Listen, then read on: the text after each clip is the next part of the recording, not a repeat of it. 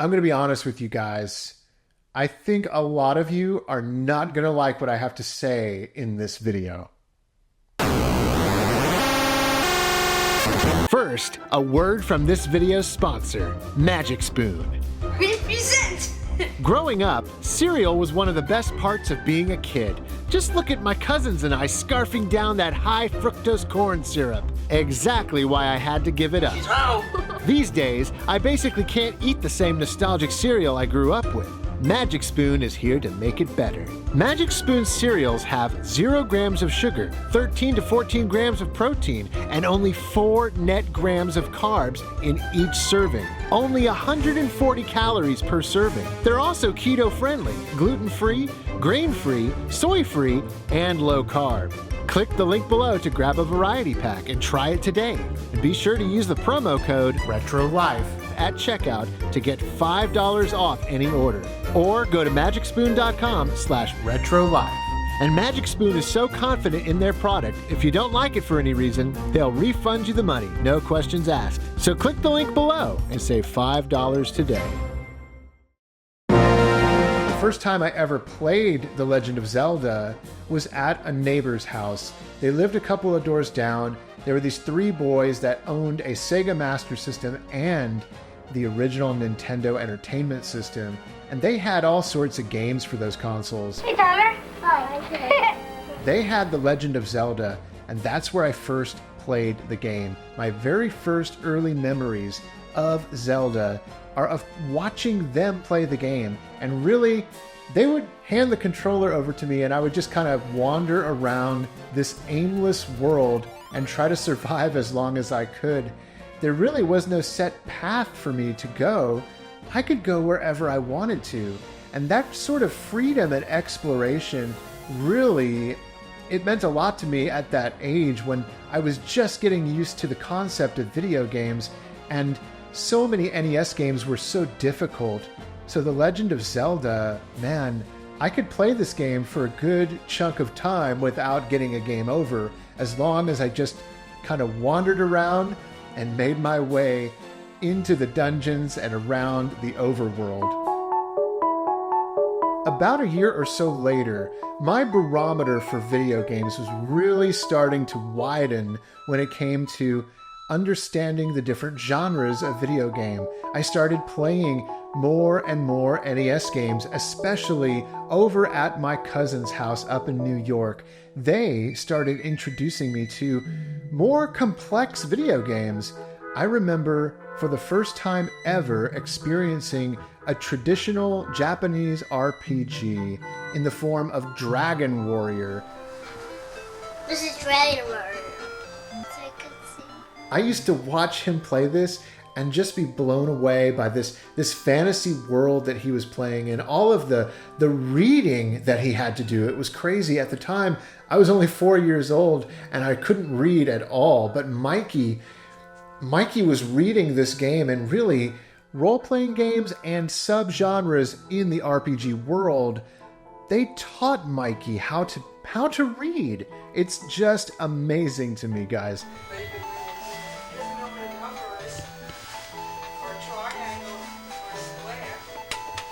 It was role-playing games like Final Fantasy and Dragon Warrior, and yes, even The Legend of Zelda and its sequel, The Adventure of Link.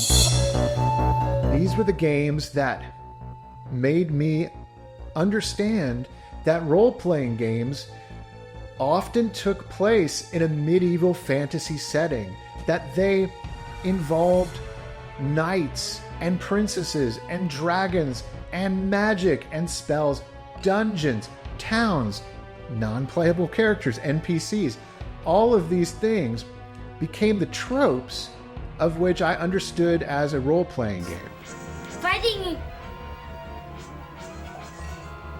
And then the 16-bit era rolls around, and this is where role-playing games just blew up. I mean, this is where we were playing RPGs like crazy, especially my cousins, and they were getting games like Seventh Saga, Lufia, Super Mario RPG, Lunar, Silver Star Story. All of these games were coming out, and they all still carried on those same kind of tropes. Dungeon crawling, NPCs, items that you get and upgrade, new weapons. The winners of our Enix 7 Saga contest are Mark and Tyler Esposito. You have just won all of the RPGs that you can handle.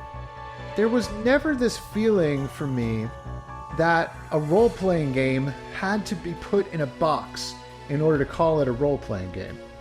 Like, I never once thought back then, in order for these games to be role-playing games, they have to be games where I can level up or my stats increase. Those are elements, yes, of many RPGs. But that's not what made a role-playing game for me. And honestly, if you look at just the definition of a role-playing game, it's really every video game that we ever play where we assume the role of a character, right? If you want to get down to the very basic understanding of the term, there's that. Then, of course, there's the genre. To me, The Legend of Zelda has always been a part of the RPG genre. I mean, it's a role-playing game. To me, that's what role-playing games were. Now, for sure, it's an action RPG, but so is Secret of Mana. So is The Illusion of Gaia. Somebody commented on a video recently and told me that they would never, ever say that Zelda was an RPG. This got me thinking, this got me wondering, is that a general public consensus? Like, is that something that a lot of people think? I recently reached out on Twitter. Is Zelda a role-playing game or is it not? So many thousands of people saw this post and a lot of people chimed in.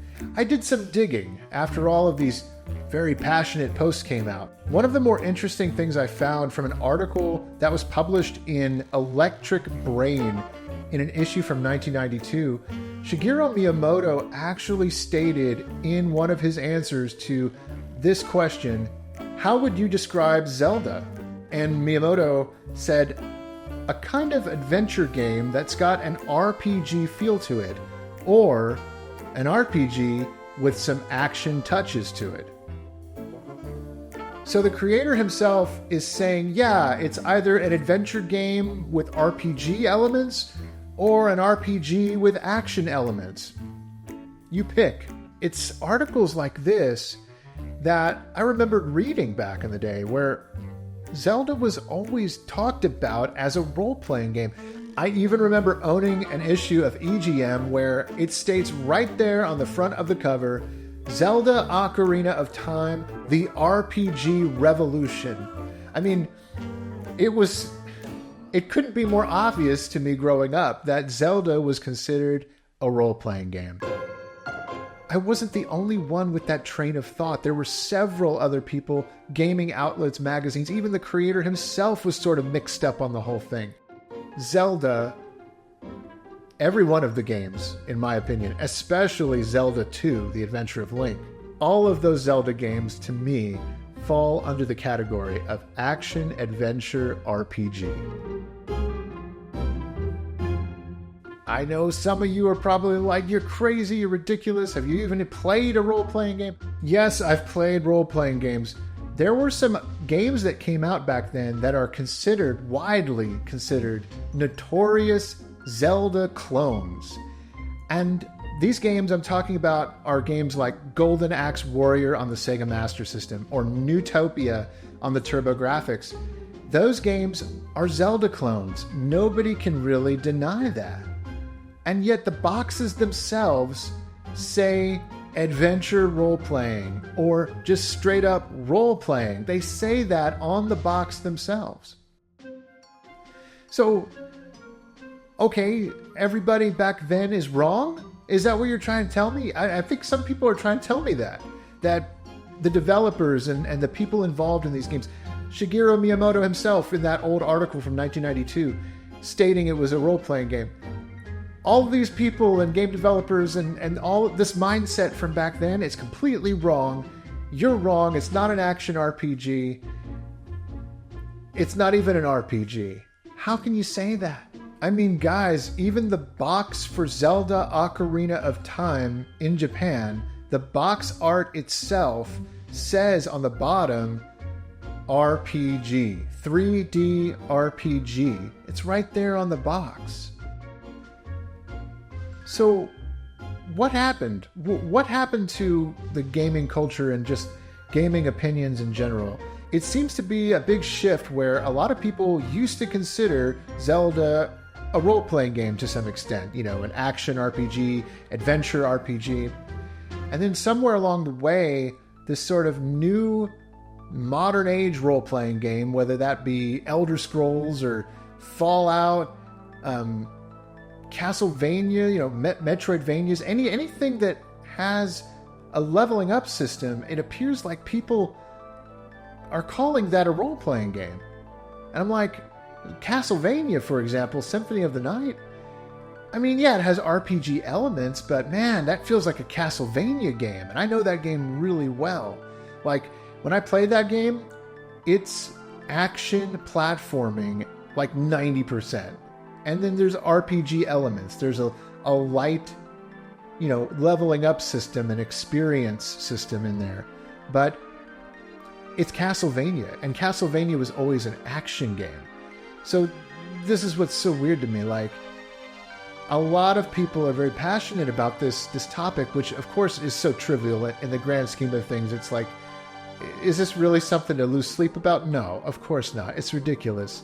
But I felt like I really wanted to talk about it because it's so interesting to me how split people can be and how I could think of this game series as one genre for so long and then come to find there's a lot of people who don't feel the same way. Here are some comments that I found were really interesting after I posted about this whole topic on X. My buddy George from G to the Next Level, great YouTube channel, says, "This old chestnut. I feel that action RPGs like Zelda are separate from traditional turn-based RPGs like Earthbound, which differ from strategy RPGs like Shining Force, which differ from real-time RPGs like Skyrim, etc. But they are all RPGs, so no wrong answer really." This is exactly where I fall, guys. Some other comments include this one from Retina Prime. He says, "Fact is, the game requires you to get stronger by increasing your maximum health and gaining more powerful equipment or learning new abilities. If that isn't role-playing game based, then what is?" I agree. I mean, the heart containers that you find, that's like sort of like leveling up, right? Console Kev disagrees. He says, "If it didn't have an elf boy in vaguely medieval times, no one would ever think of it to be an RPG. There are no stats and no real character building. It's just an action-adventure game." I don't know if I agree. I don't know. John writes in, "Is it quite a modern thing to class as not a role-playing game? It was always a role-playing game to me growing up, and certainly back in the NES, SNES, and Nintendo 64 eras." I know, John. I feel the same way.